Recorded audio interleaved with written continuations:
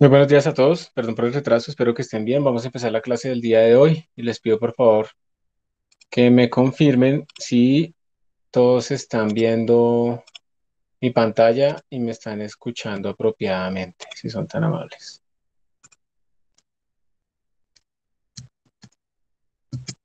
Sí, profe, se le escucha bien y sí se ve la pantalla.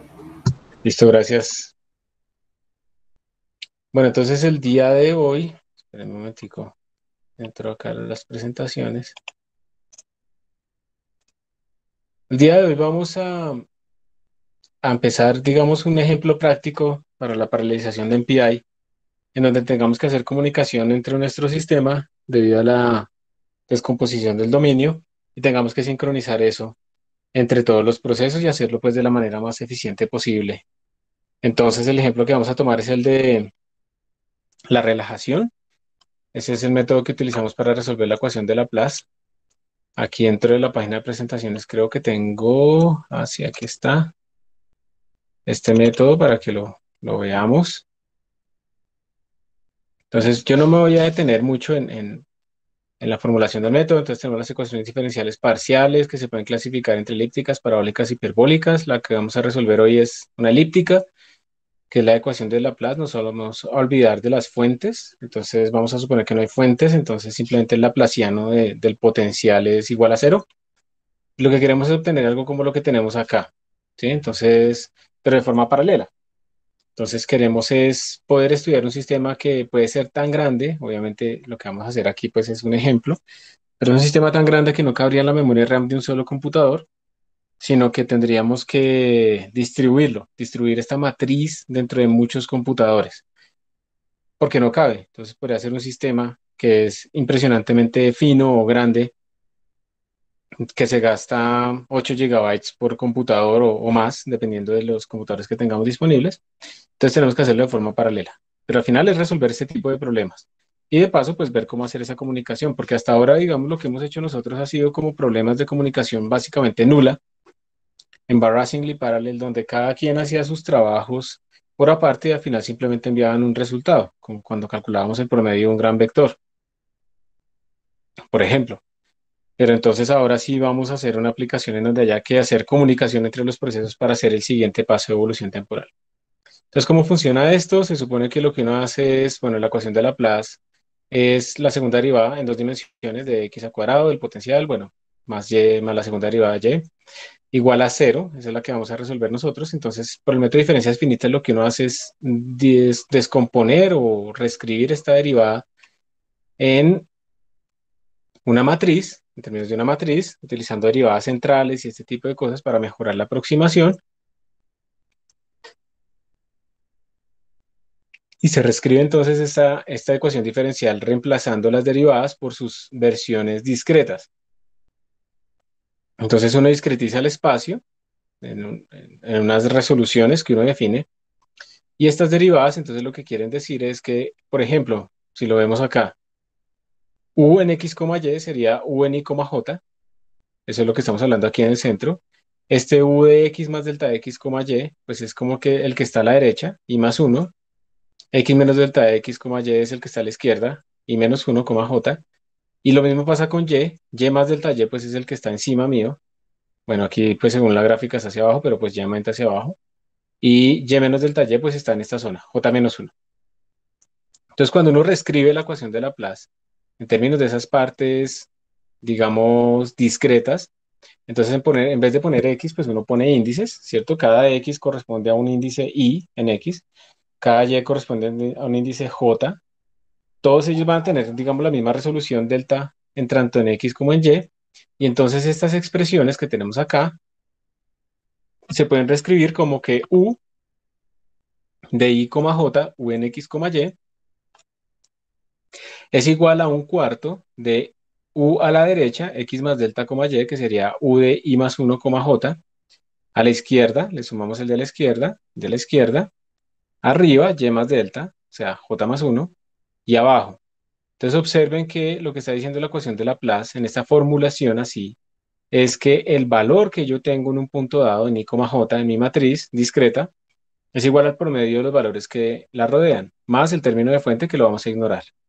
Entonces, básicamente es el término donde yo estoy, es un promedio de mis términos alrededor, de mis primeros vecinos.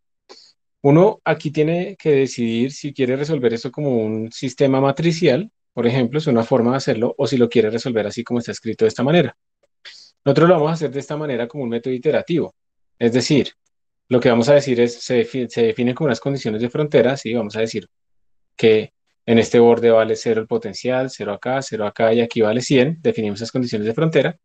Y lo que vamos a decir es, bueno, vamos a dar unas condiciones iniciales cualquiera, pero vamos a empezar a aplicar esta iteración muchas veces, esta iteración que tenemos acá la vamos a aplicar muchas veces, de tal manera que llega un momento en el que esto como que no cambia mucho. ¿Y por qué? Porque cada vez que hacemos esta iteración en todos los pasos de nuestra matriz, estamos propagando la información de las fronteras hacia adentro.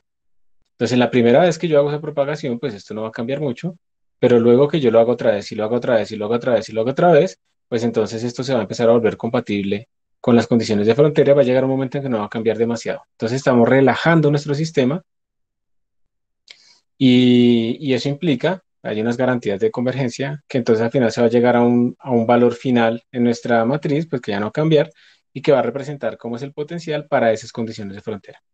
Entonces, eso es lo que hace el método de relajación. Hay formas de mejorarlo, mejorar la convergencia, etcétera, pero eso es lo que se va a implementar. Es el método más sencillo, el que vamos a implementar nosotros acá, y precisamente lo vamos a hacer porque lo que nos interesa es cómo paralelizarlo. Entonces, yo les pido a ustedes, por favor, también se pueden poner otro tipo de condiciones de frontera, pero nos vamos a quedar con las sencillas de arriba. Yo les pido, por favor, a ustedes que vayan al repositorio y hagan un git pull, porque a ella les aparece un código genérico de, de paralelización. Perdón, la versión serial del método de relajación. Vamos a ver cómo es que funciona, vamos a verlo por dentro, así, y vamos a basarnos en él para empezarlo a paralelizar. Entonces vayan por favor al repositorio del curso, hagan un git pull, ya les va a aparecer a ustedes el código que ya está disponible. Yo voy a hacer lo mismo.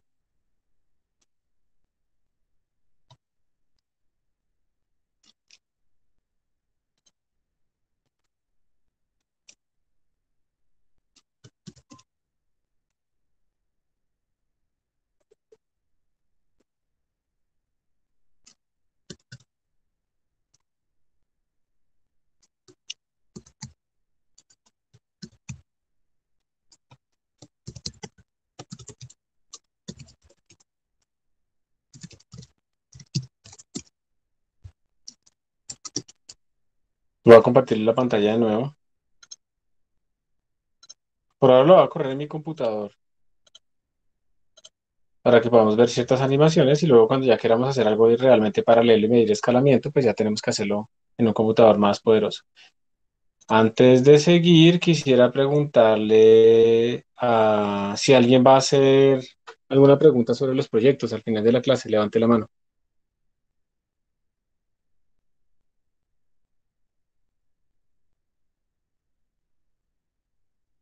Listo. Entonces, por favor, me avisas, Andrés Felipe, faltando 10 minutos, faltando 15 minutos para yo parar faltando 10 y darte tiempo. ¿Listo?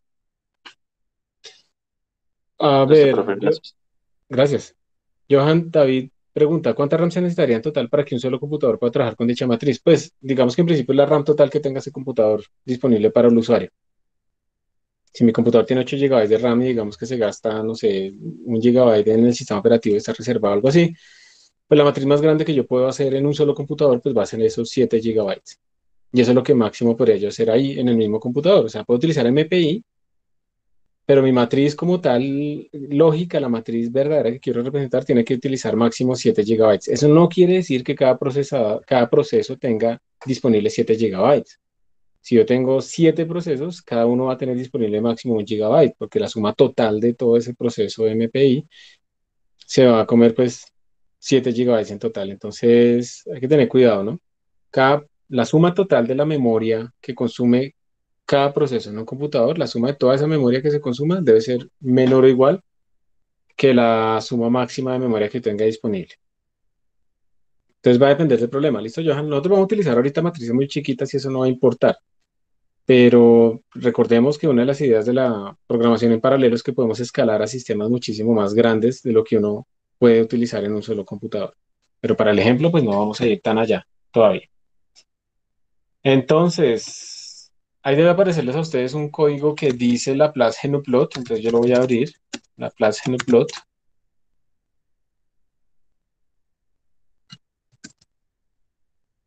Les pido que ustedes también pues lo abran.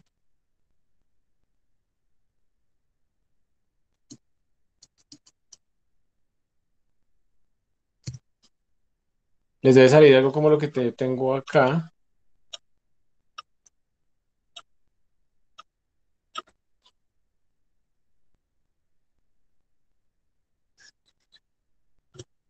Listo.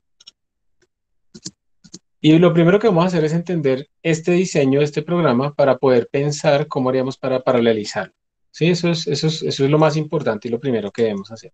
Antes de seguir, ¿alguien todavía no tiene el código? Levante la mano para esperar. Listo, entonces ya todos lo deben tener. Entonces, miren, vamos a mirar rápidamente la estructura, luego vamos a ver cómo funciona y luego vamos a empezar a pensar. Eso es la parte más importante de cómo podríamos paralelizar este código. Entonces tenemos un delta que va a ser como la partición, la resolución en el eje X y eje Y. Vamos a utilizar la misma resolución en ambos casos.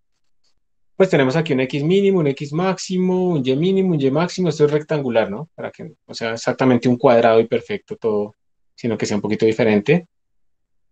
Tenemos el número de pedacitos que vamos a utilizar en X y en Y, que van a definir el tamaño de nuestra matriz, pues va a ser simplemente X más menos X mil sobre delta, igual para Y, se utiliza el mismo delta. Y tenemos un número de pasos que van a ser los pasos de relajación que vamos a hacer nosotros. Ahorita cuando empecemos a paralelizar esto, no vamos a hacer todavía relajación, vamos a ver que nos toca partir esto en diferentes pedazos, pero al final lo que queremos hacer es 100 pasos de relajación que nos lleven como a un estado estacionario. Estoy aquí definiendo que los datos los vamos a guardar en una matriz que va a ser un vector y ese vector va a ser básicamente, digamos, o sea, vamos a almacenar la matriz en un arreglo unidimensional, ya sabemos esa técnica cómo es. Lo vamos a modelar como un vector de doubles y a eso lo vamos a llamar data T. O sea, lo que estoy haciendo simplemente es que en todos los sitios en este programa donde diga data T, realmente le vamos a poner lo que quiere decir es ST de vector double. Eso es simplemente lo que quiere decir esta cosa. Si yo quiero después ponerlo con un array, entonces aquí le pongo array de C++11 y entonces ahora todos los sitios donde diga data T, realmente lo que quieren decir es ST de array double. Entonces simplemente para escribir un sinónimo. Entonces vamos a dejarlo así, vector, data t. Entonces miren, tenemos varias funciones. Miremos primero la función main. La función main dice, usted del tipo data type, que es un vector doubles, va a declarar un arreglo llamado potential que tiene un tamaño nx por ny, una matriz bidimensional modelada unidimensionalmente. Primera técnica importante, y ya vamos a ver por qué esto es importante, porque es que resulta que cuando nosotros intercambiamos información utilizando MPI, recordemos que MPI requiere como bloques contiguos de memoria. Hasta ahora nosotros hemos mandado simplemente variables. Entonces decíamos, la variable empieza en esta dirección de memoria y tiene este tamaño, el MPI int o el MPI double o algo así. Pero básicamente le estamos diciendo qué tan largo era eso. Ahora piensen que si ustedes quieren mandar un arreglo, digamos de 5 datos, en ese caso, ustedes tienen que decirle dónde arranca, de qué tipo son y cuántos son. ¿Se acuerdan que eso era otro parámetro que ponemos en el MPI send, por ejemplo? ¿Cuántos son? ¿Por qué? Porque MPI lo que al final va a hacer es coger ese bloque de memoria que empieza en ese punto que le dijimos y que tiene ese tamaño total que le dijimos y va a lanzar ese bloque, o sea, va a coger esos bits como tal y los va a mandar a donde uno le dijo que los mandara. Y el que lo va a recibir ese bloque como tal y lo va a sobreescribir en el bloque que dijo que se escribiera. Entonces, realmente aquí es un intercambio de bits y bytes, que nosotros somos los que lo interpretamos, pero para MPI eso simplemente es un bloque contiguo de memoria, que es algo que pues recuerdo ahorita que tenía que ver como con una pregunta que hicieron de un proyecto antes, en el que querían, digamos, lanzar o compartir una información de una estructura, pero esa estructura dentro tenía como una clase internamente, estaba compuesta en donde había otra estructura interna que tenía un tamaño variable. Entonces, como eso no es un bloque contiguo de memoria, eso genera un problema que no se puede resolver de esa manera fácilmente, porque lo que aquí necesitamos es mandar bloques contiguos de memoria. Entonces, cuando uno tiene arreglos bidimensionales y los genera como arreglos de arreglos, esos bloques no necesariamente son contiguos en memoria. Entonces, rompemos ese requerimiento implícito de MPI. La manera de asegurarnos de que nuestro bloque sea contiguo en memoria es modelar la matriz bidimensional como un arreglo unidimensional. Esa es como la clave importante acá y por qué porque digamos yo les expliqué hace rato ese truco, porque tiene impacto, digamos, en esta zona, ¿sí? Por esas razones que hay que hacerlo. Entonces, por eso vamos a simular la matriz 2D como un arreglo 1D. Y recordemos que esto implica que entonces si mi matriz tiene índices I, J, pues esto realmente lo transformamos a II por el número de columnas más JJ. Simplemente es eso. Ya no indexamos como I, J, sino I por NY más JJ. Simplemente es eso. Eso es lo mismo, es el mismo mapeo. Ya habíamos deducido esto antes. O ustedes lo hicieron en su curso de programación. Pero está la idea. Está la manera en que uno simula una matriz 2D, I, J, con arreglos unidimensionales. Bien, entonces esta es la primera parte. Generamos la estructura de datos donde vamos a guardar nuestros datos de potencial. Segundo, llamamos a una función que especifica las condiciones iniciales, le mandamos nuestro arreglo y el tamaño en X y en Y para que sepa cuánto mide.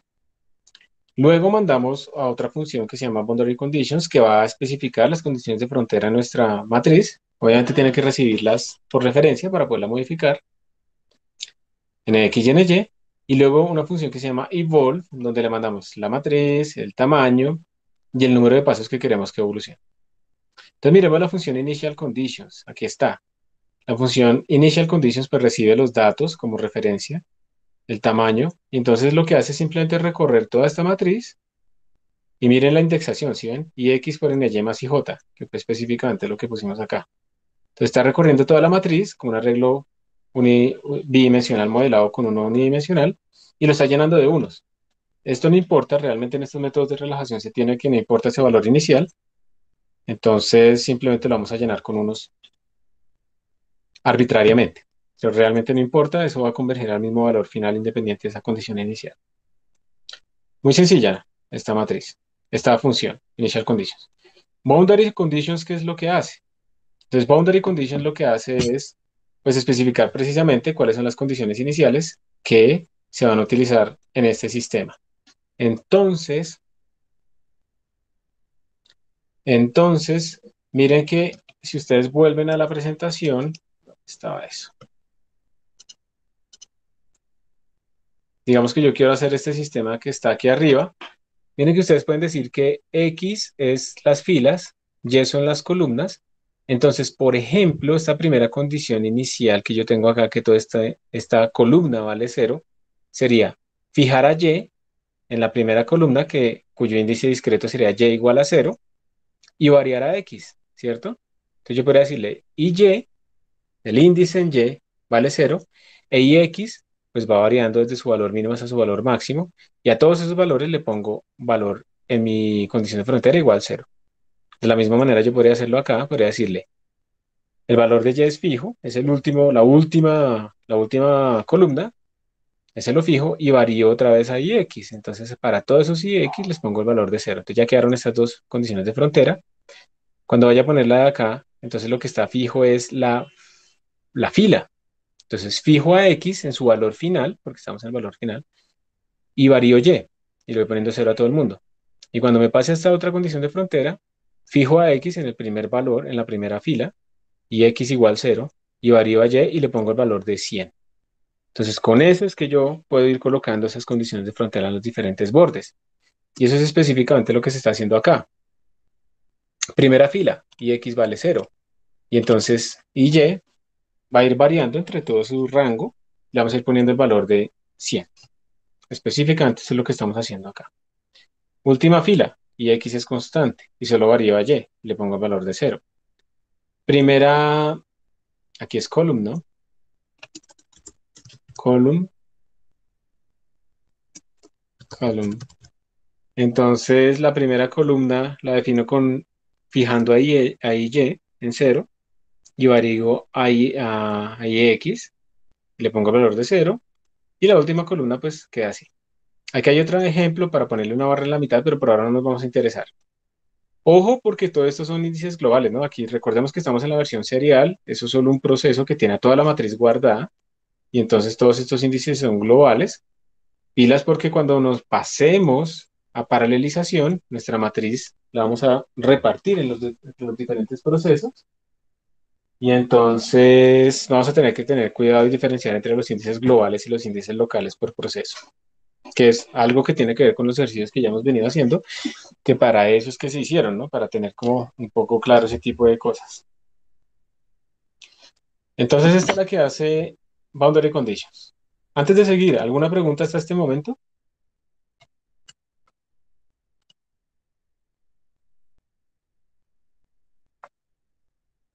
Yo sé que ustedes ya se sienten raros viendo algo serial porque ya son todos paralelos y solo hablan en MPI, pero pues tenemos que explicar este código antes de seguir.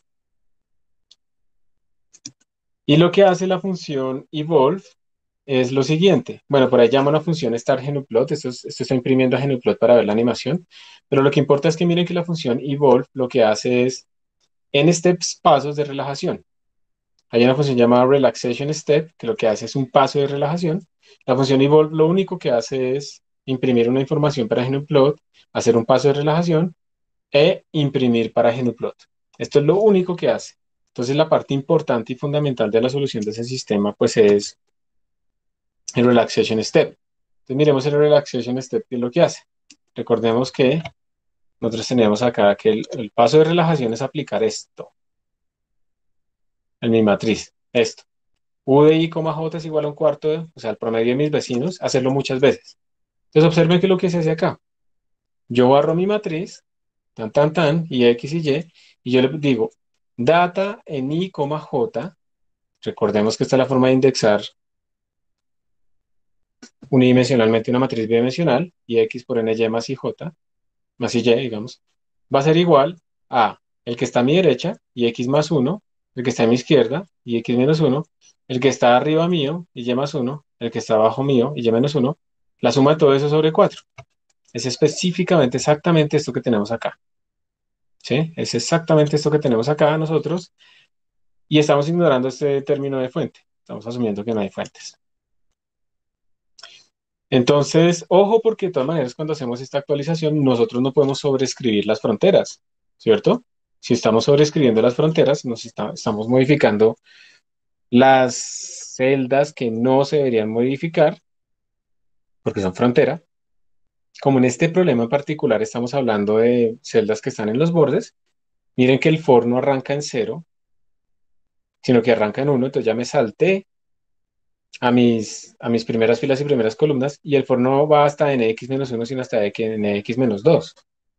Me salté las últimas también. Entonces, con esto me estoy saltando los bordes, ¿listo? Y así no estoy sobreescribiendo esas condiciones de frontera. Entonces, es muy importante que cuando yo hago esta actualización no sobreescriba las condiciones de frontera. Eso es supremamente importante. Y para este caso particular, que es tan sencillo, pues entonces no nos vamos a complicar la vida mucho, sino simplemente lo que vamos a hacer es ignorarlas y ya. Pero si hubieran fronteras internas, tendríamos que aplicar cosas como esto que tenemos aquí, que son índices globales, y ya cuando distribuyamos nuestra matriz tendríamos que mirar a quién le corresponde esto, a quién no, y bueno, tener cuidado con los índices globales y locales. Por ahora lo vamos a dejar sencillo de esta manera. Otra razón también por la que ustedes tienen que tener cuidado con los valores de sus índices acá es, miren, por ejemplo, en este sitio dice IX más uno. Entonces, si yo estuviera en el último elemento de IX y le sumo uno, me paso, me salgo de mi arreglo. Entonces cometo un error lógico y me puedo estar generando corrupciones ahí de memoria que no están bien. Y también como tengo, en este caso, IX menos unos, también tengo que tener cuidado con el primer valor, porque si yo arranco esto en cero, el IX, pues cero menos uno me da menos uno, y eso no me da ningún índice apropiado en mi matriz. Entonces hay que tener mucho cuidado también con eso, no solamente es por los vecinos, sino también por estos índices que tengo acá. Antes de seguir, ¿ustedes están escuchando como una música de fondo o me están escuchando bien a mí? Bien. No, yo no Listo. escucho la música. ¿Cómo vamos hasta acá? ¿Bien? ¿Alguna duda?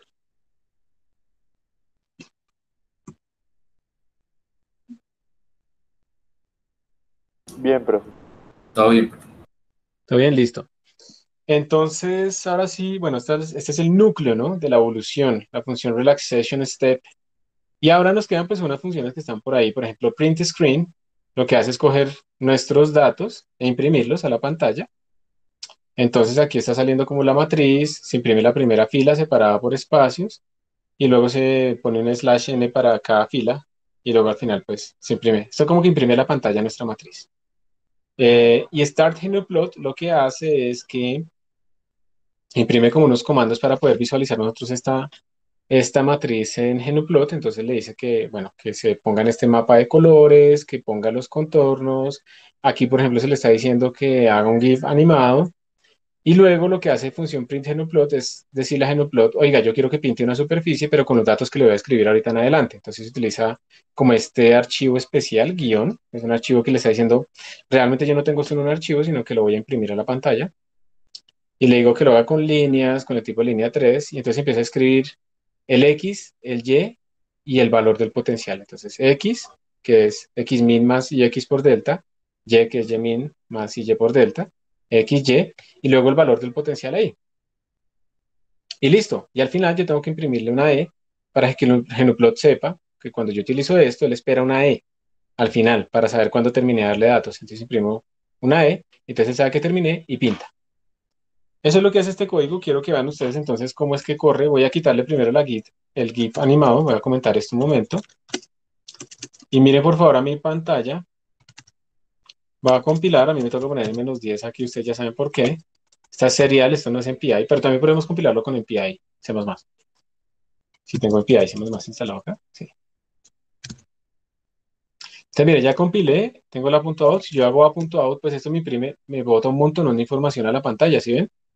Y una información rara, miren, es una información que viene como formateada de forma extraña. Observen que es como X, Y y todos los valores. Siguiente X, todo el Y y los siguientes valores y así sucesivamente.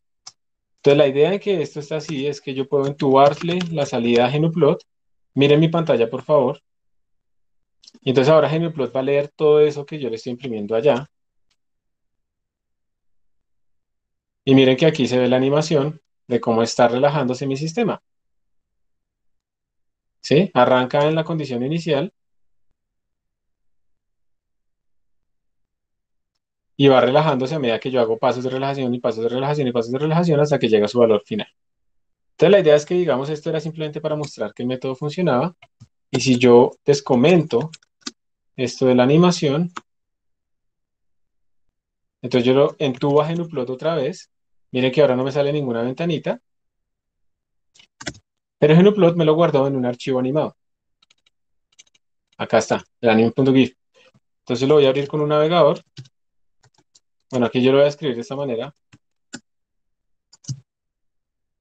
Lo puedo abrir con un navegador, ustedes lo abren como quieran. Y si yo lo abro acá, miren que ahí está la animación guardadita. Entonces ahí uno puede ver que la cosa está funcionando, que sí está cumpliendo las condiciones de frontera y realmente pues estamos resolviendo nuestro sistema. Entonces si quieren les doy unos minuticos para que ustedes corran y jueguen ahí un poquito y vean la animación y todo eso, ¿sí? Para que pues al final ya podamos entender bien cómo funciona esto. Lo que me importaba era pues verlo de manera clara, más o menos cómo es que funciona, porque vamos a empezar es a paralelizar esto. Lo que queremos es lograr paralelizar este sistema de manera que podamos utilizar sistemas mucho más grandes y podamos ver eso de la comunicación. Entonces háganle, les doy unos minuticos para que hagan eso. Profe, Señor. cuando empiezo a correr ese código, me aparece un archivo .3, un 3, pero Señor. cuando estoy corriendo ese archivo, me aparece un archivo llamado 3, pero no un .out. No entiendo, espérate. Tú ya Sí, compilaste lo que está en el repositorio, ¿cierto? Así, sí, señor. listo. Y ya lo corriste así. Ese a.out, ese archivo que se debe generar, no me genera. Pero sí te compiló. Sí, ¿Y qué me pasa cuando genera, haces el LS? ¿No sale me- la punto auto ahí? no, me parece el archivo un 3. Me genera un archivo llamado 3. No, pero algo estás haciendo mal.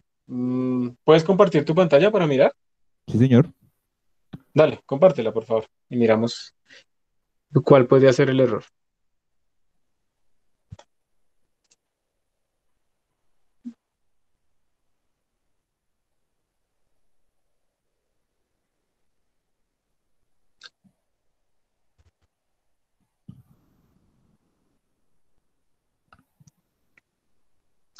Qué pena, yo miro, ta, ta, ta. Genera este Este, archivo, profe. pero ese no es el que yo les pasé, porque yo no estoy utilizando todavía MPI. Tú estás compilando uno que ya tiene MPI y ese te toca compilarlo con MPI. No, este es el que Sí, estoy compilando, profe. sí, pero ese es otro. Ese no es el que tenemos acá. Ok, pues Déjame ver más abajo. Baja un descargué poquito. este. Ah, sí, ese es, sí. Déjame ver, pero tú le pusiste el include MPI.h. Lo compilé con, a ver, Quítale, es que digamos, ahorita no vamos a compilarlo todavía con MPI y C++. Todavía estamos haciendo la parte serial. Entonces quítale por favor en la línea 12. Mira la línea 12, porfa. De tu código, comenta esa línea 12. Slash, slash. Eso, listo. Vuélvelo a compilar otra vez. Y ojo, porque ahí cuando lo estás compilando, le estás poniendo O minúscula porque quieres optimizar, pero es O mayúscula. ok, Cuando le pones O minúscula, le estás diciendo la salida, como quieres que se llame. Y entonces lo uy, estás llamando 3. ok, entonces lo voy a correr así nomás. Y mira que ahora sí te apareció la Ah, punto out. listo, profe, vale, gracias. Listo, sí. Pero entonces digamos, la solución de tu problema era realmente, en vez de poner menos O3 con O minúscula, es menos O3 con O mayúscula. ¿Listo? Si quieres optimizar a nivel 3. Listo, profe, muchas gracias. Con gusto.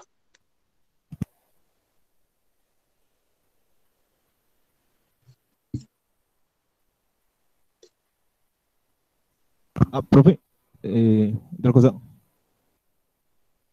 Señor. Ah, no, pues también tengo unas preguntas sobre el proyecto, pero pues las dejo como para el final de clase. Listo. Entonces, faltando un cuarto, por favor, me avisan. Faltando un cuarto para que se acabe la clase, para sacar ese tiempo para las dudas. ¿Listo? ¿Listo? Gracias.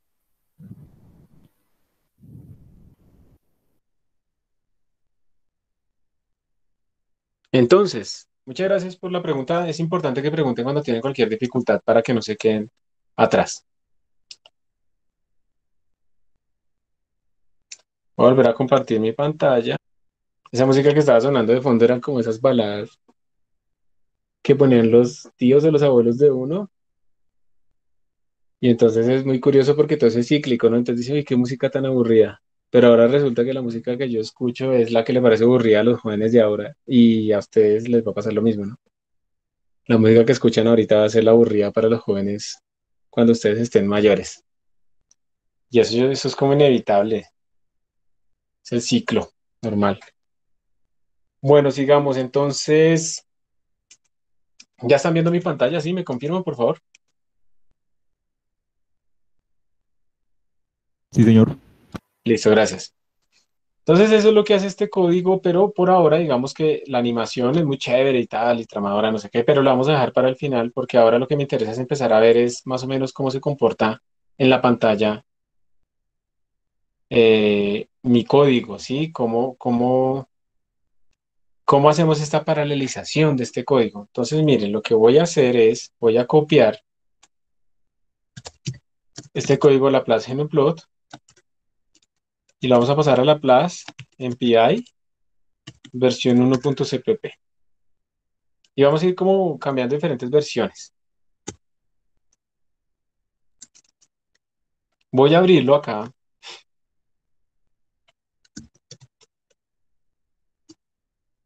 y lo que voy a hacer es, voy a comentar toda esta parte de Genoplot, por ahora no me interesa eso, y lo único que voy a hacer es, voy a decirle no me imprima nada de Genoplot, y de pronto le voy a decir que me imprima a la pantalla, ¿sí? Que me imprima la pantalla print screen, pero también voy a cambiar el número de pasos. Voy a hacer solamente, por ejemplo, un paso. ¿Listo? Entonces voy a hacer solo un paso porque voy a empezar a probar cómo es que estoy haciendo mis cosas. Entonces aquí en vez de imprimir Genoplot, voy a decirle imprima a la pantalla. Este es como el paso inicial y luego hace un paso de evolución y luego cuánto le dio. Es más, voy a decirle que haga 0 pasos por ahora, que no evolucione nada. Yo simplemente quiero ver vamos a empezar a paralelizar de a poquitos. Vamos a paralelizar las initial conditions y vamos a ver cómo nos da. Vamos después a paralelizar las boundary conditions y luego sí nos metimos con el evolve. O sea, todo esto toca irlo haciendo por pasos. Entonces, esto es lo que yo voy a hacer por ahora. Y antes entonces de hacer esta paralelización, quiero que pensemos cómo se haría. ¿Sí? Entonces aquí tenemos que pensar primero que todo cómo vamos a hacer la paralelización. Entonces para eso voy a dejar de compartir acá. Voy a pasar a compartir aquí en el otro lado, porque quiero es que ahora comencemos a pensar. Y también, bueno, a ver, sí, vamos a empezar a pensar cómo sería nuestra estructura de paralelización. Entonces, un momento.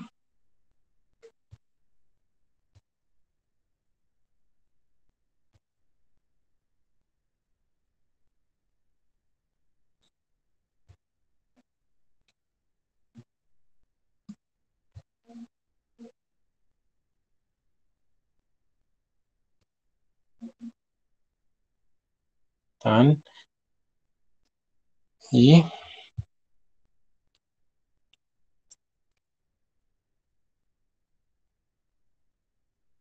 ¿dónde está esto? Mm, Listo. Entonces, por favor, me confirman que están viendo mi pantalla, que me están escuchando bien y que no están escuchando un montón de música que ahora pusieron también al lado mío. Sí, profe, se ve todo y no se escucha música de fondo. Listo, gracias. Es una buena forma de aprender a tranquilizarme, tener el ruidito. Entonces, aquí es donde vamos a pensar. Recordemos que nuestro problema es que tenemos en este momento una malla,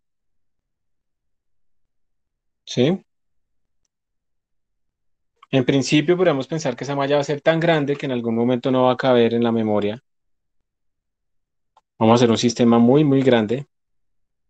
Digamos que esta malla tiene NY columnas y digamos que tiene NX filas, que no tienen que ser iguales. NX filas.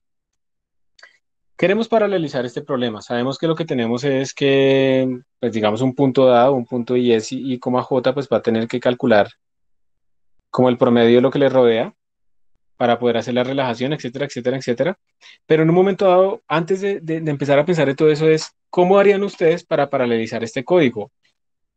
¿Qué técnica harían? Imagínense que esta matriz no cabe en la memoria RAM. Entonces, ¿qué técnica harían? O sea, ¿qué se les ocurre para poder paralelizar? ¿Cómo haríamos si yo tuviera 4 procesos o 3 procesos o lo que sea? Eh, ¿Cómo partiríamos el problema? ¿Qué se les ocurre? Yo voy a quitar, perdón, me voy a alejar un momentico, voy a cerrar la ventana porque tengo mucho ruido que no me deja pensar. Ya, qué pena con ustedes, tuve que también ir a atender a la niña que estaba por allá inquieta por toda la música también. Entonces, digamos que aquí viene la parte importante, como les decía, hay que empezar a pensar la estrategia de paralelización. ¿Qué me sugieren? ¿Cómo haríamos? Si tengo 4 procesos, cómo haríamos acá para distribuir el trabajo? ¿Qué se les ocurre?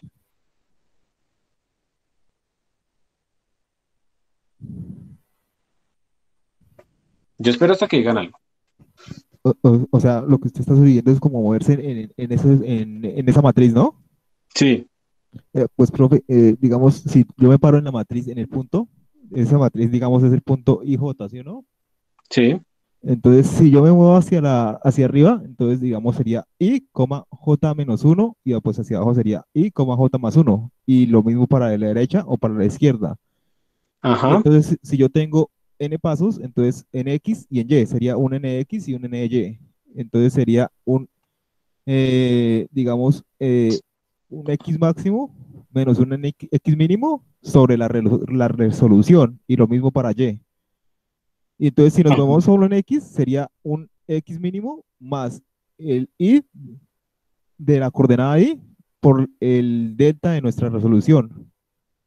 Ajá, así quedaría implementada como la evolución. Ajá. Sí, es así ¿Y se eso, creo y que se eso soluciona. en qué proceso lo correrías? Eso se debe correr con MPI. con MPI. Pero Sí, digamos, si tú señor. tienes dos procesos, digamos que yo pinto dos puntos. Podríamos pensar, por ejemplo, en que ese punto de arriba, vamos a cambiarle de color, si quieres. El punto naranja sería, digamos, ¿habría alguna manera que se nos ocurra como para decir el punto naranja pertenece a un proceso y el punto rojo pertenece a otro? ¿O cómo haríamos? Porque tú quieres, todos van a hacer la misma regla de evolución, pero tenemos que como que distribuir el trabajo, ¿cierto? Entre ellos. Y recordemos que hay diferentes formas de descomponer ese trabajo. Entonces, sí, la regla de evolución, así es como tú la dices, eso es lo que hay que hacer. Pero nos toca ver también cómo podemos hacer para distribuir el trabajo entre ellos. Recordemos que la idea, digamos, en paralelización es como que los diferentes procesos hagan parte del trabajo de tal manera que mi código pues corre más rápido, Pues, correctamente y más rápido. Entonces, o sea, queríamos hallar el total del número digamos, de la matriz en filas y columnas. por ejemplo, podría ser, ¿cierto? Podríamos, por ejemplo, decir, podríamos darle este bloque al primer proceso y podríamos darle este segundo bloque al segundo proceso, ¿cierto? Sí. Por ejemplo, bueno, en este caso obviamente estamos haciendo una descomposición. ¿Qué problemas tendría esta descomposición? ¿Qué creen ustedes? Así como la dice, tres para uno y dos para el otro. ¿Qué problemas podría tener? ¿Qué podría pasar?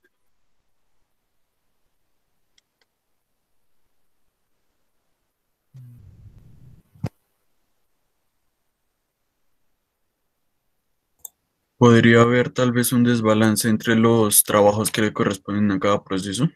Sí, por ejemplo, digamos que aquí esto es muy chiquito y uno no notaría, pero estamos hablando de que, digamos, en un escalamiento muy grande, estamos hablando de 30 comparado con 20, 300 comparado con 200, ¿sí?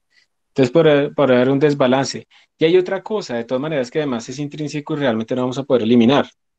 Hay otra cosa y es que debe haber comunicación entre los procesos, ya vamos a ver. Pero esta es una de las maneras de dividir. Simplemente tendríamos que dividir de forma más equitativa. Entonces, pues como la forma que yo dibujo esto no me ayuda, entonces lo que voy a hacer es que vamos a hacer descomposición de dominio, se llama esto. Estamos haciendo una descomposición de dominio. Entonces lo que haríamos, por ejemplo, si tuviéramos dos procesos, sería como darle esta parte superior al pit cero. Vamos a poner aquí el pit. Entonces este sería para el pit cero y vamos a hacer de otro color. La que le correspondería al pit uno. ¿Está bien? Entonces, de esta manera, digamos, podríamos decir, de esta manera podemos repartir el trabajo entre los dos. Cada quien va a hacer su simulación. Entonces, digamos que si yo estoy en este punto que corresponde al pit uno, pues este punto va a leer este de acá, va a leer este de acá, va a leer este de acá y va a leer este de acá.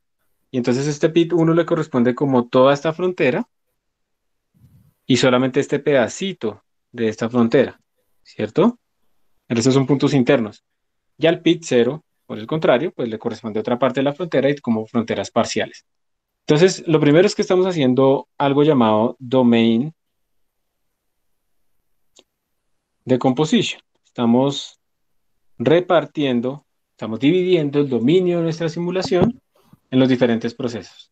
Entonces, esa sería una primera forma de distribuir el dominio, porque recuerden que lo que va a crecer acá es como el tamaño del sistema. Entonces, el sistema es muy grande, lo que hacemos es repartir entre los diferentes procesos para que a cada uno le corresponda algo pequeño. Pero bueno, digamos que ya estamos todos de acuerdo con que es mente composition, pero ¿qué más faltaría tener en cuenta? ¿Qué creen ustedes aquí? Qué más hay que tener en cuenta ya cuando pensemos en hacer una posible evolución de nuestro sistema?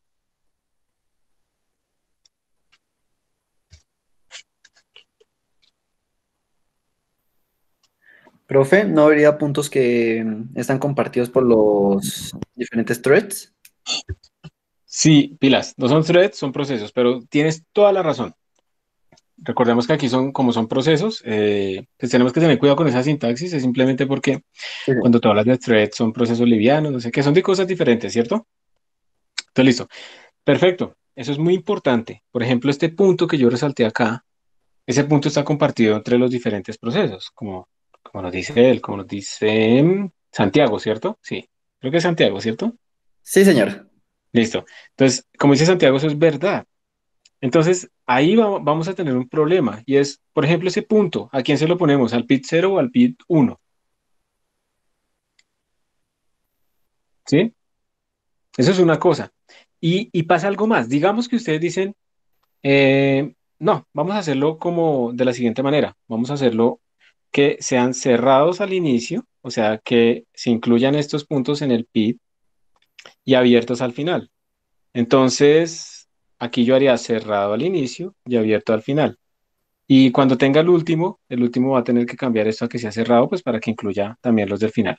Entonces, digamos que de acuerdo a esta posible asignación de los puntos que están en los bordes, podríamos decir que este punto que yo resalté aquí, este punto le va a pertenecer al pit 1, ¿cierto?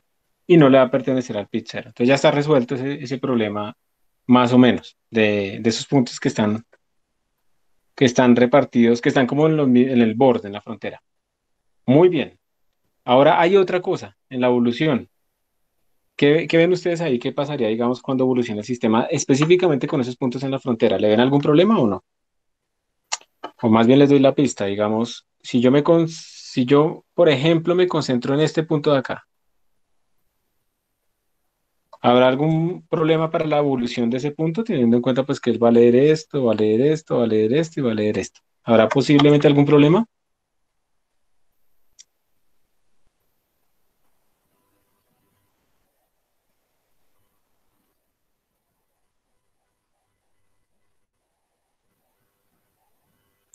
El pit 0 no conoce la información del punto de abajo porque se le pertenece al pit 1, entonces tendría que enviarle la información. Tendríamos que hacer comunicación, ¿cierto? Ujú. Y eso es inevitable, porque es que definitivamente cuando esta cosa evolucione tiene que haber comunicación para que el pit 0 pueda evolucionar todos estos puntos que requieren información que él no tiene. Eso implica entonces que realmente, digamos, tenemos varias opciones. Una es que cuando el pit 0 llegue a esta fila, hacer como la actualización de esa fila, le pida la información al pit 1 y el pit 1 se la envíe.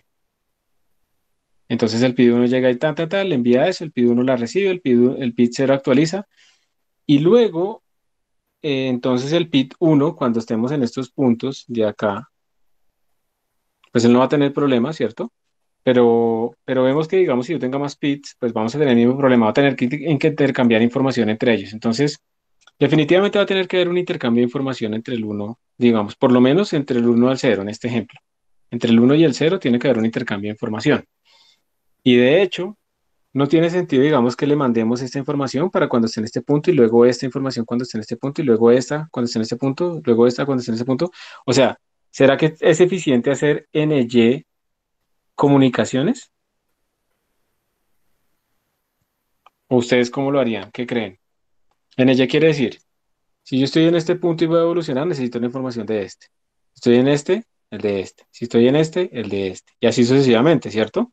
Esto es de orden en Y, realmente es en Y menos 2.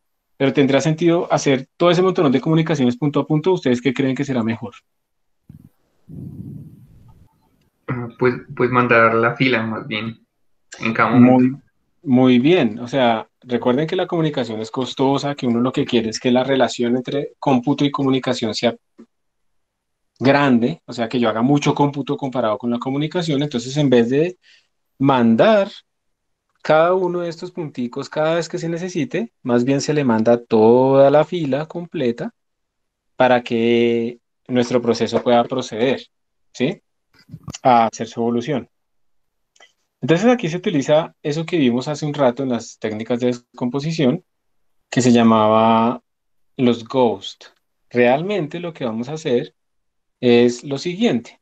Vamos a coger, y aunque este tamaño para el pit 0 es de 2, lo vamos a extender y le vamos a añadir aquí una fila ghost y una fila ghost. Y el siguiente pit, que también tiene su bloque, va a tener su fila ghost y su fila ghost. ¿Y cuál es la idea? La idea es la siguiente. Yo voy a partir aquí, estas son como la final y la inicial.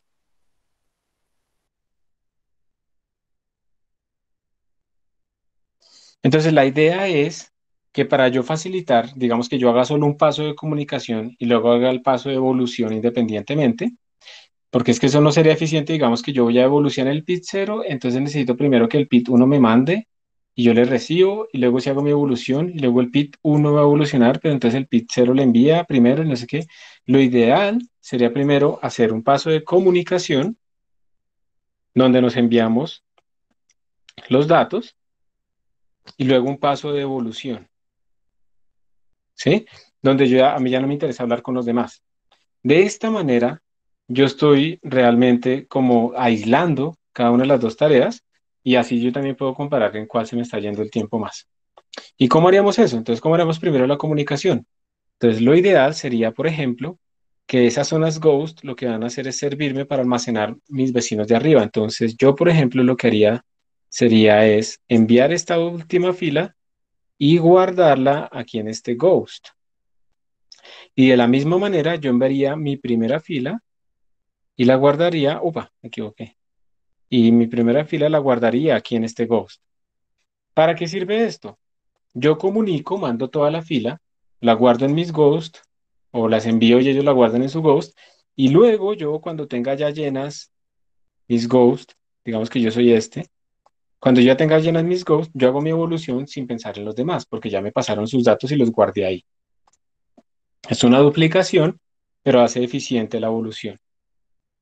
Entonces, realmente, cuando hagamos la descomposición de dominio, en cada proceso no vamos a tener solamente el tamaño real, el NX sobre NP, NX sobre el número de procesadores, sino que le vamos a sumar dos más, dos ghost.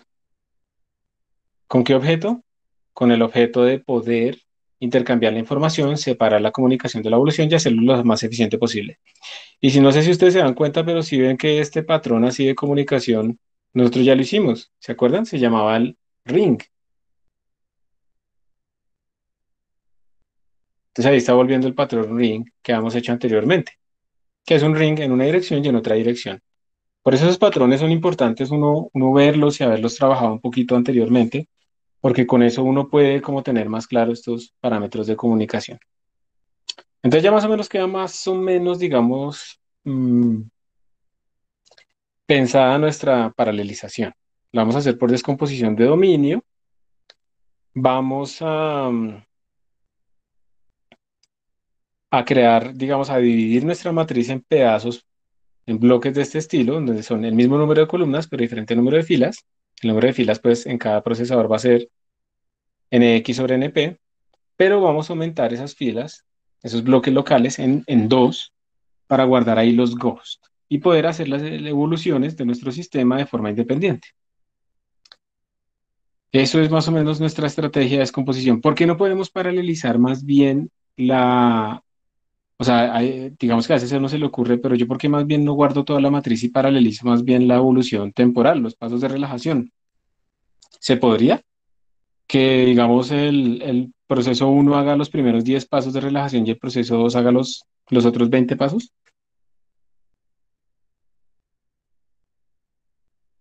¿Se puede hacer eso al mismo tiempo?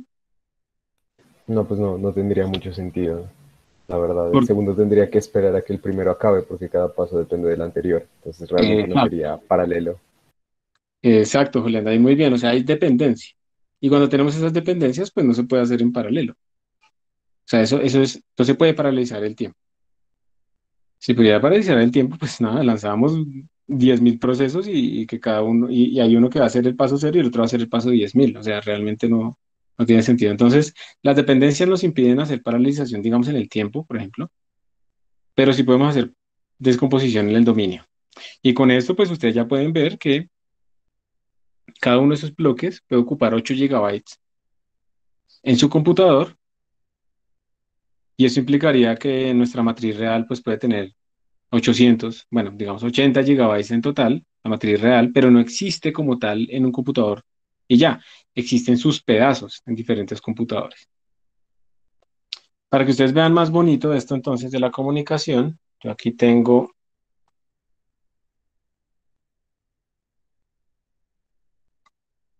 un dibujito.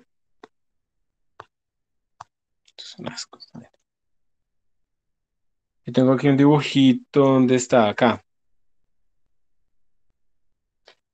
Y aquí está entonces mejor explicado, mucho más bonito, lo que acabamos de decir. Entonces, esta es mi matriz a la izquierda.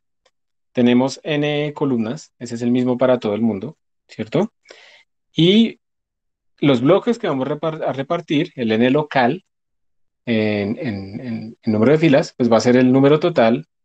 Digamos que nuestra matriz va a ser cuadrada en principio. Esto no es necesario realmente. Vamos a ponerle aquí, esto es ny y esto es nx, ¿sí? No tiene por qué ser cuadrada, eso no implica nada. Entonces el bloque local nlx va a ser igual a nx sobre el número de procesadores. Vamos a suponer que son divisores, como siempre hemos pensado.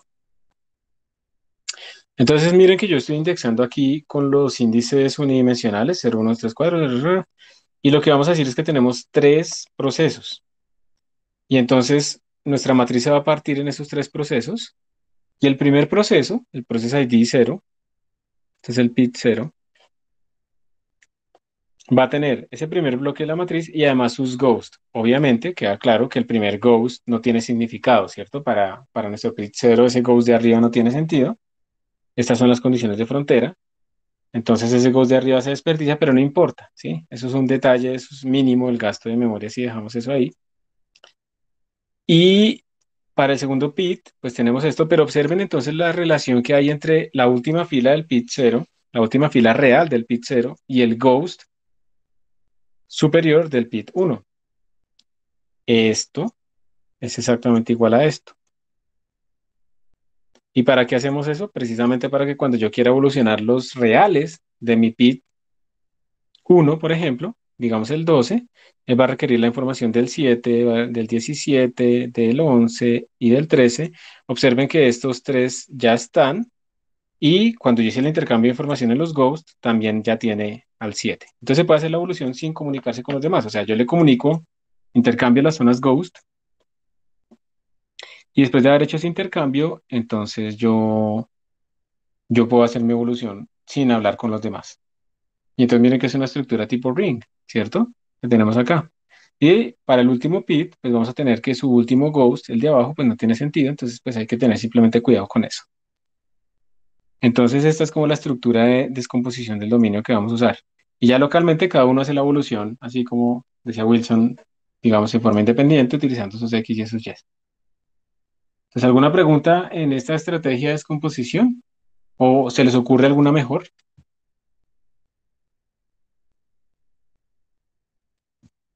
O se les ocurrió alguna y ahora ven por qué no, pero quieren compartirla para que todos pensemos el por qué no.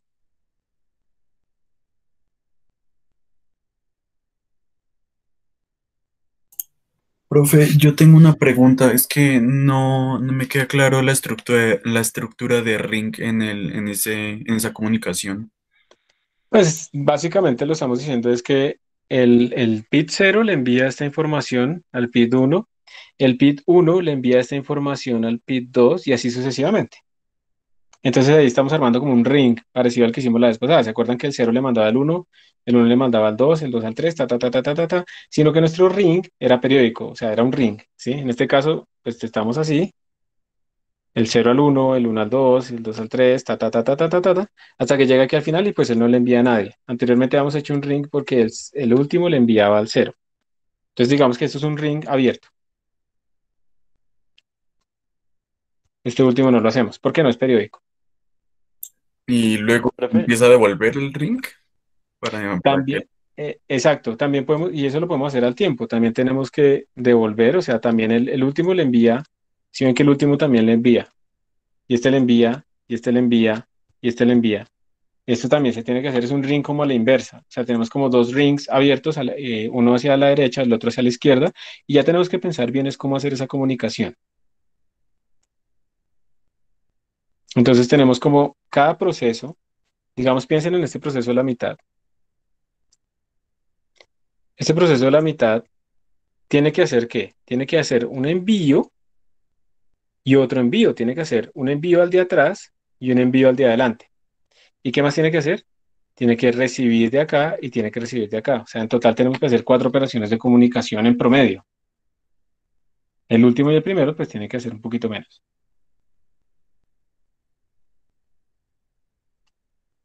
Ahora sí, queda mejor claro. Sí, gracias. Más claro, mejor claro que es eso. Listo. ¿Alguna otra pregunta?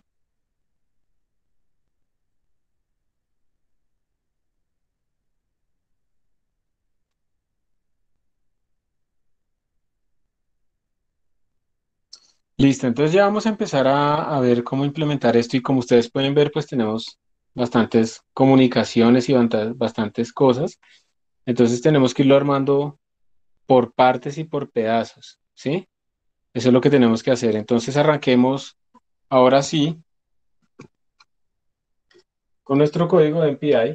Empecemos con lo fundamental que es, como va a ser un código en MPI, tenemos que ponerle que incluya MPI.h, que sepa quién es, que sepa cuántos hay y además tenemos que tener alguna forma de ver la matriz y empezar a hacer esta primera parte. Simplemente la primera parte no es ni siquiera esto de la comunicación y la evolución. La primera parte es que podamos dividir la matriz entre ellos y se pueda recuperar, se pueda imprimir, por ejemplo, nuestra matriz completamente de forma correcta. O sea, esto de la comunicación, de la evolución, lo vamos a hacer al final.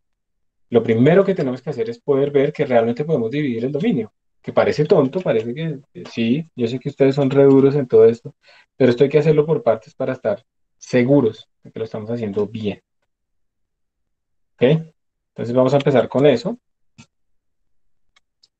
Voy a dejar de compartir la pantalla acá.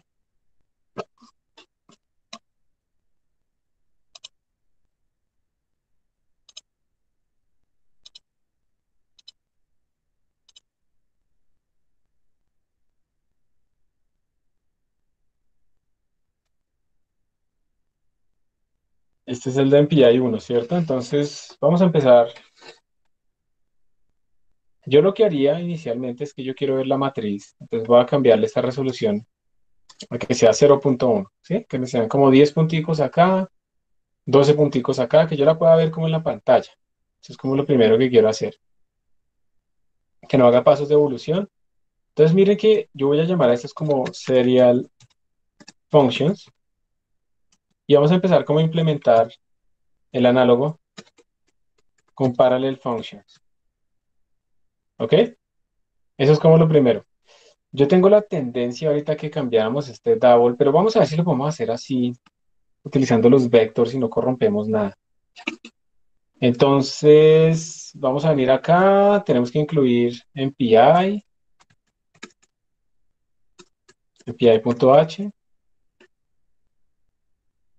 Y recuerden que cuando tenemos un programa en paralelo, tenemos que inicializar MPI, ¿cierto?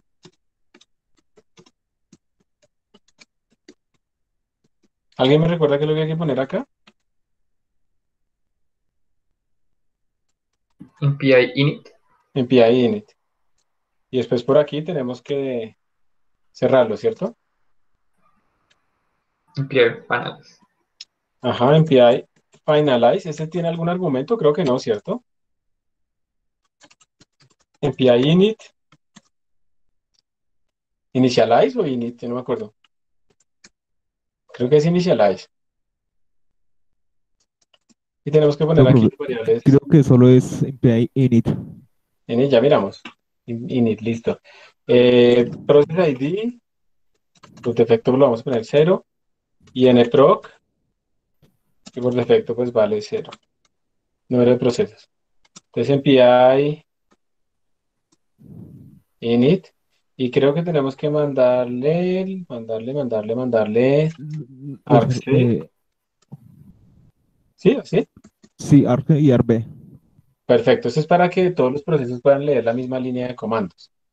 Por eso le mandan esas cosas. Y luego vamos a mirar quiénes somos. Entonces MPI, mi common rank, creo que es el rango mío en el communicator, ¿cierto? Le mandamos el PID y le mandamos el communicator. ¿Sí está bien así?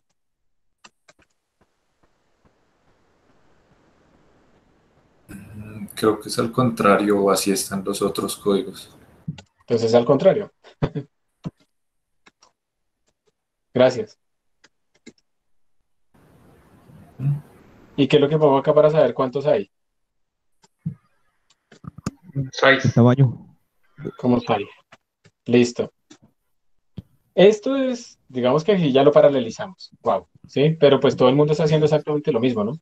Estamos, todo el mundo está evolucionando el mismo sistema, el mismo tamaño, no estamos dividiendo el trabajo, no estamos haciendo absolutamente nada nuevo. Entonces, pero por ahora, digamos, quiero que esto quede como listo así. Voy a ver si esto compila para escribir las cosas bien. Entonces, en PI, C++, Laplace, en PI versión 1. Uf, compiló. No lo voy a correr porque, como les digo, estaremos ejecutando lo mismo con muchos procesos, ¿sí? Bueno, miremoslo. API run, menos np2, 1, perdón, .slash.out. Ahí corrió. Esto va a estar saliendo todo el tiempo. Y si lo corro con 2, me van a salir 2, ¿cierto? Se están haciendo exactamente lo mismo, no hemos dividido nuestra matriz de ninguna manera. Entonces se están repitiendo el mismo trabajo.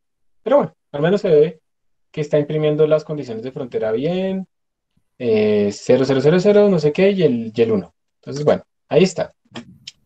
Empecemos ahora sí a hacer la descomposición del dominio. Entonces, ¿qué debería cambiar acá? ¿Qué dicen ustedes?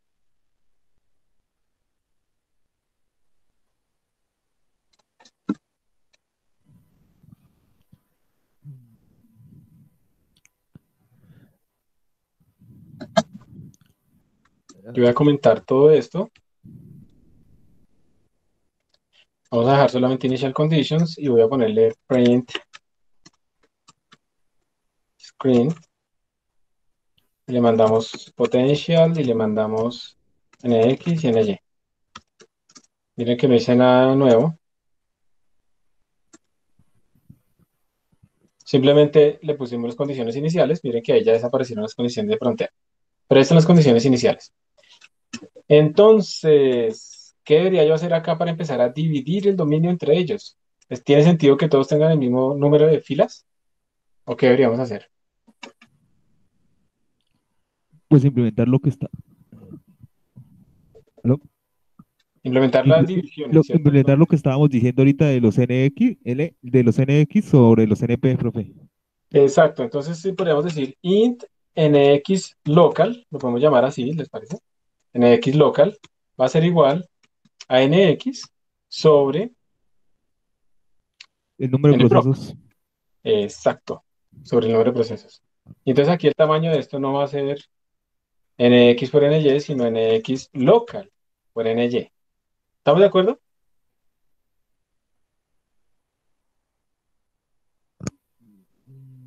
¿Y qué más Y habría nos que hacer? nos falta el del GOTS, o sea, los dos del Ah, GOTS, sí. los dos cuadros del GOTS. Sí, también nos faltaría eso. Por ahora, como vamos a solo partir la matriz, vamos a dejarlo así y luego hacemos los goals. Pero tienes toda la razón, aquí faltan los goals y de hecho, pues digamos, voy a anotarlo acá.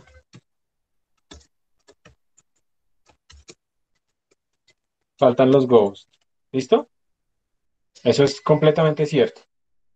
Entonces, lo dejo ahí pendiente. Pero por ahora simplemente queremos ver si la matriz queda dividida. ¿Hay algo más que yo debería cambiar por acá?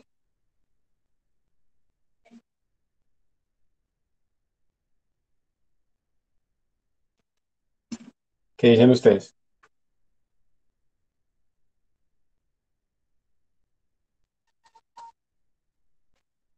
¿Qué dicen?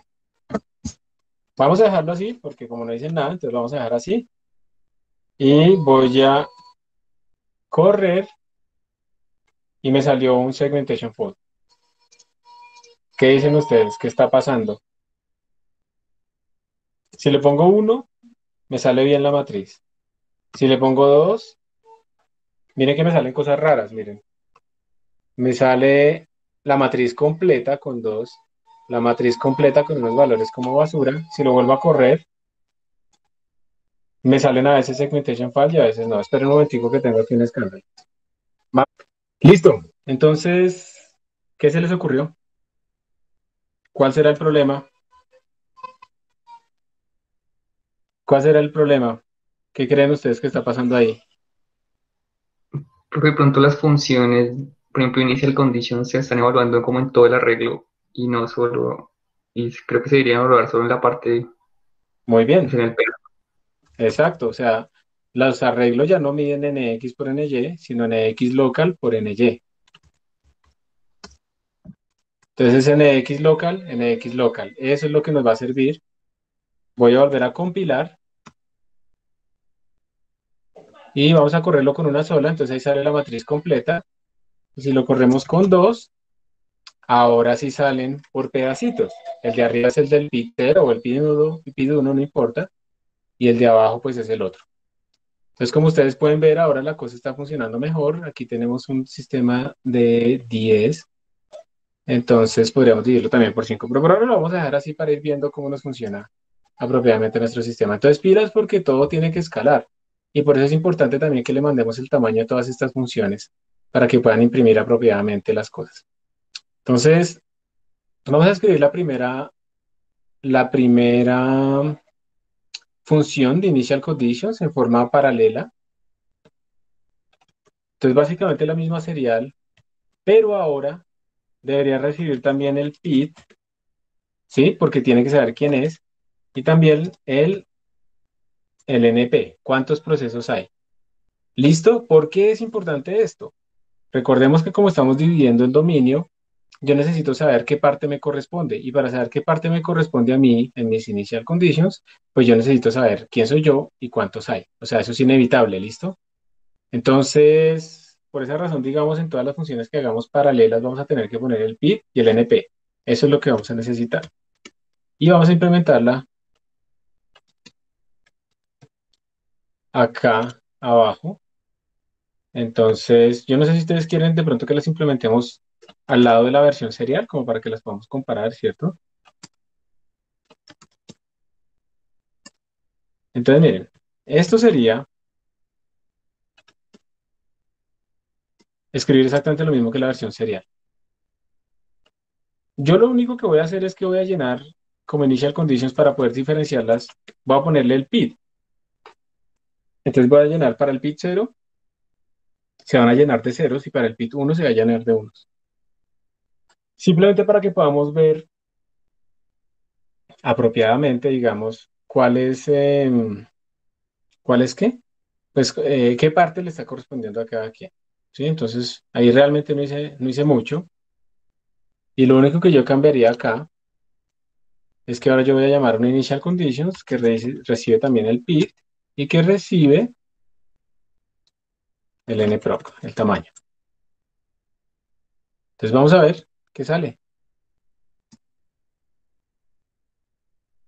Hacemos con 1, entonces llena de ceros, listo. Lo hacemos con 2 y miren que ahí nos sale. Este es el PID 1 y este es el PID 0. Si yo lo corro varias veces, eso no tiene por qué salir siempre. Miren que aquí, por ejemplo, la salida, si ven que la salida quedó como mezclada, ¿no? Se imprime la primera fila del 0, luego toda la matriz del 1 y luego todo el resto que faltaba del 0. Y eso siempre va a pasar cuando estemos imprimiendo acá. Ese orden no está garantizado de ninguna manera. Puede cambiar en cualquier momento. Antes de seguir, ¿queda alguna pregunta acá? ¿O vamos a mirar si escribieron algo en el chat? No. Entonces supuestamente vamos bien, ¿cierto? Listo. Entonces este sería como nuestra versión paralela de Initial Conditions. Y la otra sería la de Print Screen. Entonces deberíamos como paralelizarla para, digamos, por ejemplo, imprimir en orden, ¿cierto? Imprimir en paralelo. Entonces vamos a hacer esa versión de impresión a la pantalla para que realmente hagamos una impresión ordenada y podamos tener como ordenados a nuestros sistemas. Entonces, de nuevo, lo único que vamos a añadirle es como esto. Vamos a ver si después se necesita algo más, pero por ahora no hay que añadirle mucho más. ¿Dónde está el print screen? Aquí está. Entonces, voy a poner esto así, pero lo voy a añadir aquí el PID y el NP. Y entonces, para imprimir en orden, ¿cómo se les ocurre a ustedes que podríamos hacer para imprimir siempre en orden? ¿Qué se les ocurre? Primero, ¿será que todos pueden imprimir?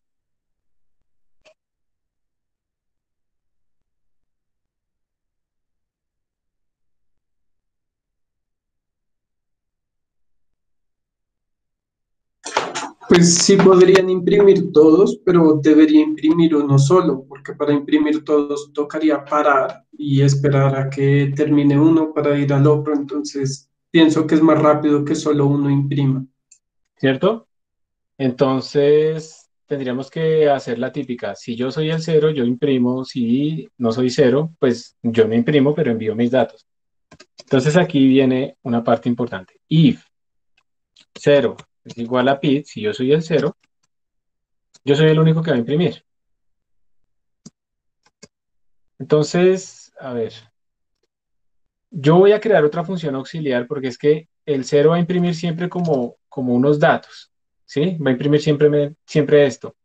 Entonces yo no quiero que tenga que duplicar código. Entonces, ya van a ver por qué se necesita esto. Entonces voy a crear aquí una función auxiliar. Voy que sea como print slice, porque realmente el cero va a imprimir, o sea, estamos imprimiendo como slices, como pedacitos de nuestra matriz. Entonces, tiene- pues es como print screen. Sí, creo que no es necesario. Ya les digo por qué. Entonces, si yo soy el cero, lo que yo voy a hacer es llamar a la función print screen y le voy a decir imprima pues mis datos, ¿no? Le voy a mandar mis datos, le voy a mandar mi NX, mi NY y ya. Else, si yo no soy el cero, entonces yo debería como enviar mis datos. Si yo soy el cero, yo imprimo mis datos y luego yo debería por cada uno de los otros bits recibir datos, imprimir datos. Ese será como el pseudocódigo, ¿cierto? Entonces, si yo soy el cero, yo imprimo mis datos y luego por cada uno de los otros bits yo recibo sus datos y los imprimo. Y aquí tenemos pues esta otra parte que era como, es un patrón que ya vimos antes, ¿no? Que ellos simplemente envían sus datos. Entonces, ¿qué hacemos acá? ¿Qué quiere decir un por cada uno de los otros bits recibir datos? Quiere decir que tenemos que hacer un for, ¿sí o no? Entonces, for int i igual 1, ahí empiezan los otros bits, mientras i sea menor que nproc más ii. Para ponerle un nombre más apropiado, en vez de llamarlo i, vamos a ponerle source, porque vamos a pedir de ellos, vamos a recibir de ellos sus datos. Entonces, desde la fuente 1 hasta menor que nproc más source. Entonces aquí ¿qué haríamos aquí? Un MPI send, un MPI receive. ¿Qué haríamos acá? Receive. Un receive. Tendría, por ejemplo, ustedes no sé si recuerdan la función gather. ¿Se acuerdan que gather era comunicación colectiva, que son más eficientes? Y nos permitiría como recibir todos los arreglos en una matriz local. ¿Tendría sentido hacer eso? Pedirles a ellos, a todos al mismo tiempo, denme por favor todos sus arreglos y yo los guardo y los imprimo. ¿O qué problema podría tener eso? Si no lo De pronto no quedan en orden. De pronto no quedan en orden. No, sí, el gather nos garantiza el orden, pero ¿sabes cuál sería el problema? Que quedaría acotado por memoria. O sea, si yo al final voy a coger la matriz de todos ellos y la voy a guardar en mi propia matriz al mismo tiempo, necesito tener espacio suficiente para guardar toda esa información, que implicaría que yo, como pizzero, tengo que tener toda la memoria disponible. Entonces, estamos diciendo que sí alcanzaba la memoria, entonces al fin, ¿qué? Digamos que aquí nos va a servir en este programa porque pues es todo pequeño y todo eso, pero digamos que en la escala grande donde uno podría estar, pues ya no funcionaría. Entonces, por eso es que me toca es estar recibiendo de a pedazos. Entonces, yo no me acuerdo la sintaxis del MPI. Receive.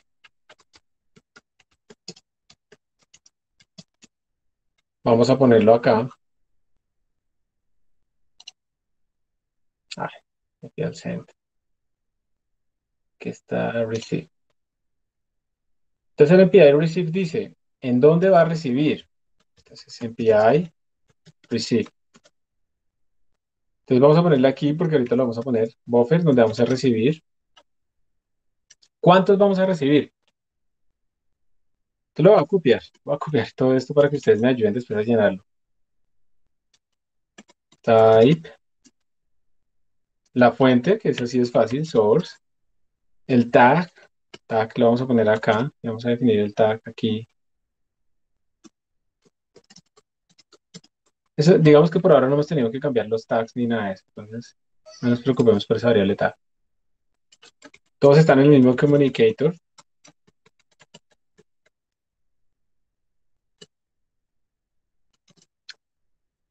Y vamos a ignorar el status. MPI status ignore.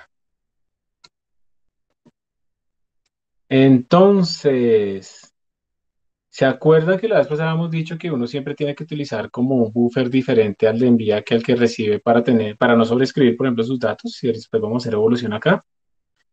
Nosotros tenemos que declarar un buffer en donde vamos a recibir. Pero antes de todo eso, quiero que pensemos un momentico ¿qué es lo que vamos a recibir? O sea, ¿cuántas cosas vamos a recibir? Entonces volvamos a... No, esto no es. ¿Dónde era que está esta cosa? Acá. Entonces, ojo que no estamos haciendo este intercambio de información y las zonas ghost, nada de esas cosas. Estamos es diciendo que el pit 0 va a imprimir este pedazo que le corresponde y ahora va a recibir todo este pedazo del pit 1. O sea, ¿qué tamaño debería tener el arreglo donde yo guarde las cosas que voy a recibir? ¿Sería simplemente el número de columnas? ¿O sería el número de columnas por el número de filas?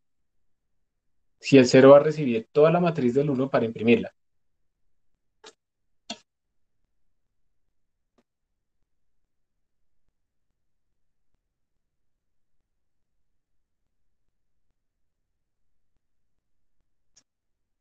Sería el número de filas por número de columnas, ¿no?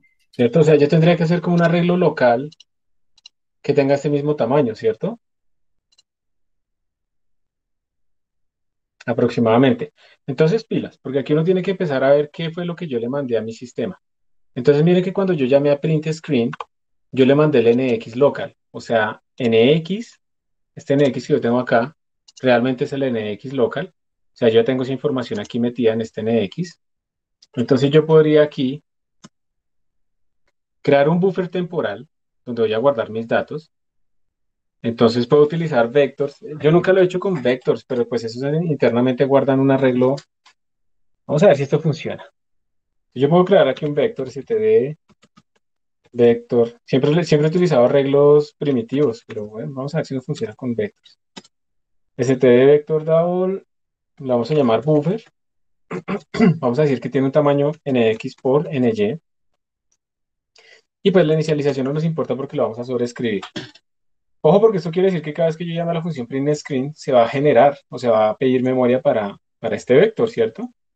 Entonces eso, digamos, puede ser no eficiente.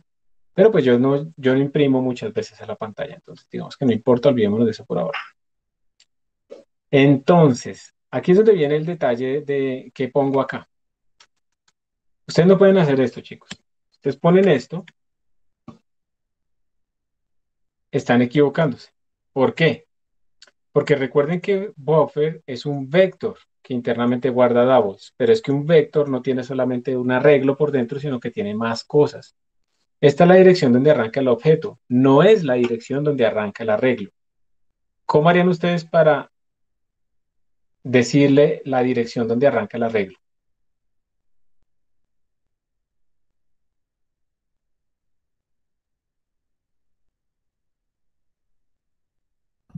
Ah, ¿el 0 de pronto?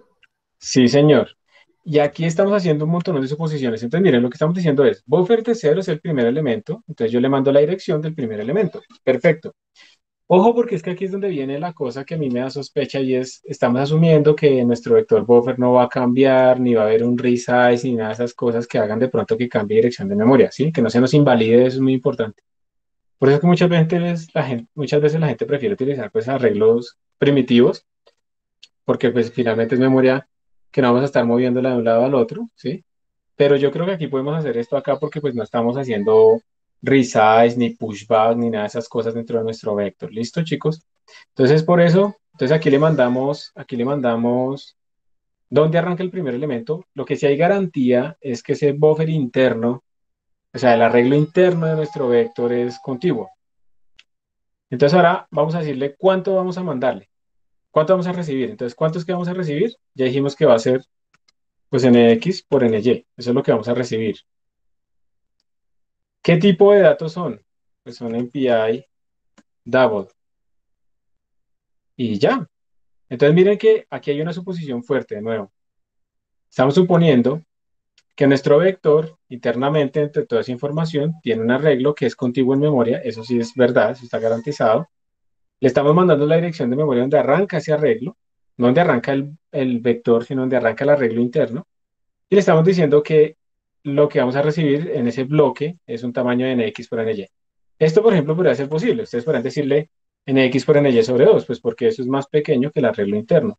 Lo que ustedes no podrían decir es esto. O sea, que van a recibir más datos de los que pueden guardar. Porque miren que su arreglo interno pues mide esto, nx por ny. Entonces esto sería lo que podemos hacer, y pues ahí ya no hay ninguna cosa extra.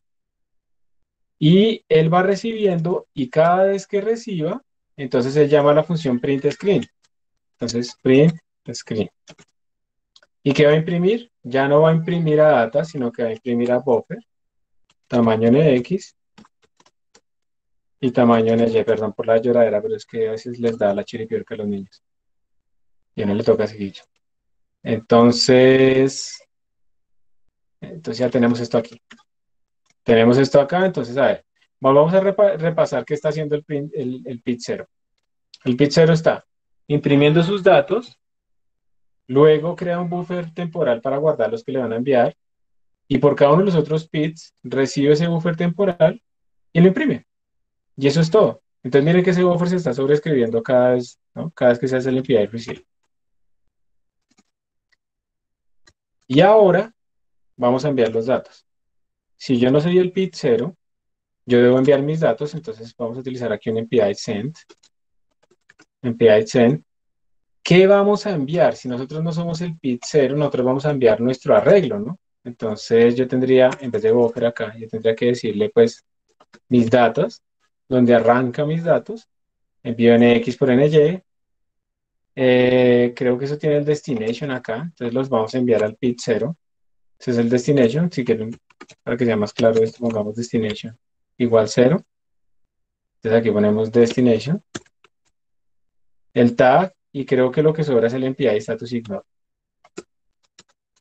Listo. Listo. Entonces esta será nuestra función paralelizada de print screen, que lo que hace, entonces repasemos otra vez, es si yo soy el 0, yo imprimo mis datos, luego genero un buffer para guardar memoria de los demás y empiezo a pedirle a cada uno de ellos, deme sus datos y los imprimo, deme sus datos y los imprimo, deme sus datos y los imprimo, así hasta que termine. Si yo no soy el 0, yo simplemente envío mis datos. Y listo.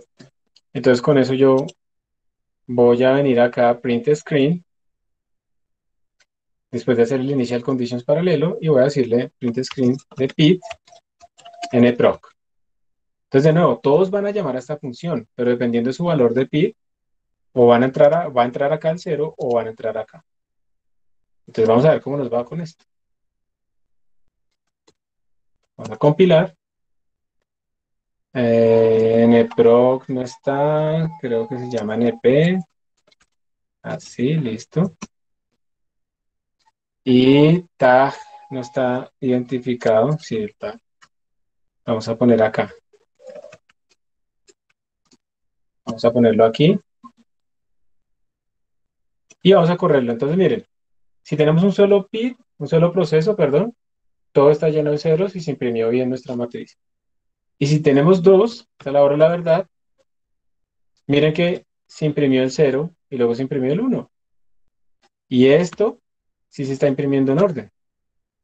Y siempre se imprime en orden. Ahora sí lo tenemos garantizado el orden. ¿Por qué? Ah, espérense. No sé qué pasó ahí. Vamos a ver si de pronto a veces no funciona, a veces sí, qué raro. Pero es otra cosa. Bueno, a veces sale y a veces no sale. Esto es horrible. Yo sospecho que es por utilizar el vector, pero bueno, entonces vamos a mirar si mejor lo cambiamos.